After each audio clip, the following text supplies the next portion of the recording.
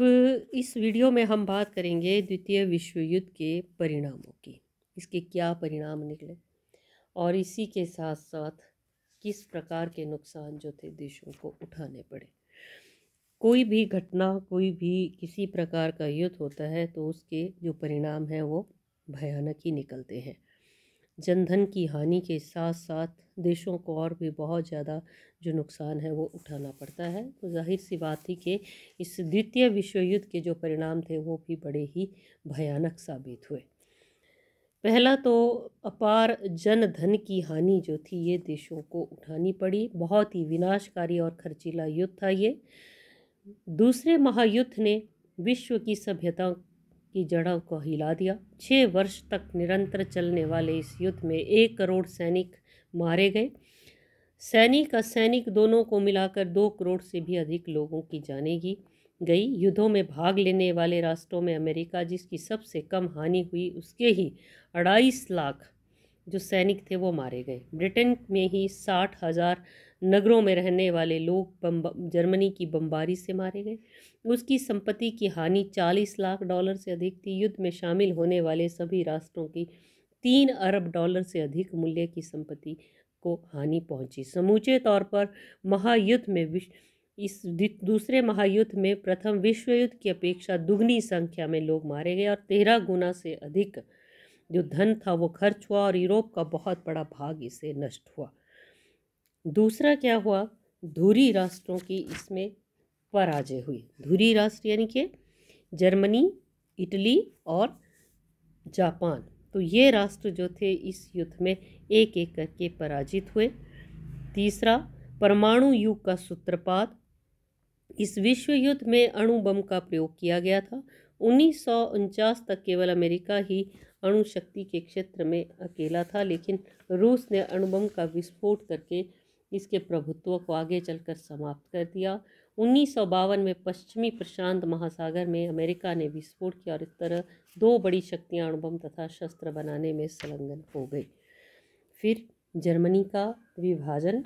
अब जर्मनी के साथ आप देखें कितना उसके साथ व्यवहार किया गया, क्योंकि फर्स्ट वर्ल्ड वॉर में भी उसके साथ जो दुर्व्यवहार किया गया था, शायद इसी वजह से वहाँ पर तानाशाही शक्तियों का उदय हुआ था।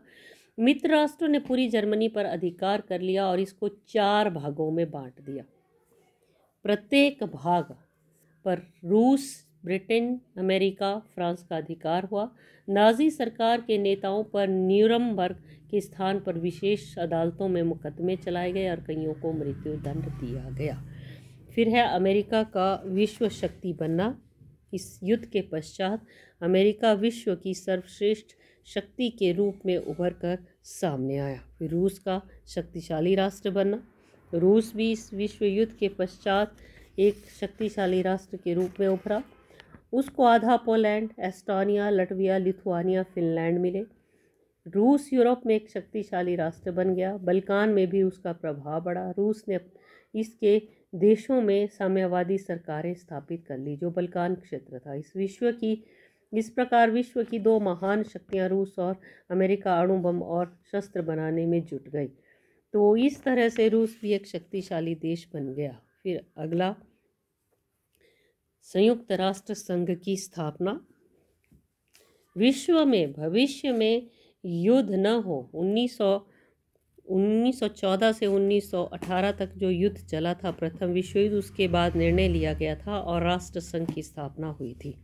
अब फिर से वही कि आगे वाले समय में युद्ध न हो, यदि अपने आपसी मनमुटाव की भावनाएं पनपती हैं तो हम एक सशक्त जो संस्था है उसको बनाएंगे, ये निर्णय लिया गया। और इसलिए 24 अक्टूबर 1945 ईस्वी को UNO संयुक्त राष्ट्र संघ की स्थापना जो है की गई, ताकि जो राष्ट्र हैं वो अपनी जो समस्याएं हैं वो यहाँ पर लाकर सुलझा सके। फिर एशिया और अफ्रीका में आंदोलन।